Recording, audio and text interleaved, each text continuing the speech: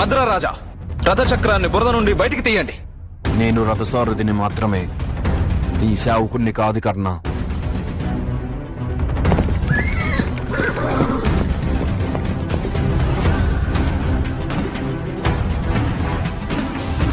ఈ యుద్ధం పూర్తయిన తరువాత ఈ మాతకు నీ జన్మ వృత్తాంతాన్ని ప్రకటించేందుకు అనుమతినివ్వు పుత్ర.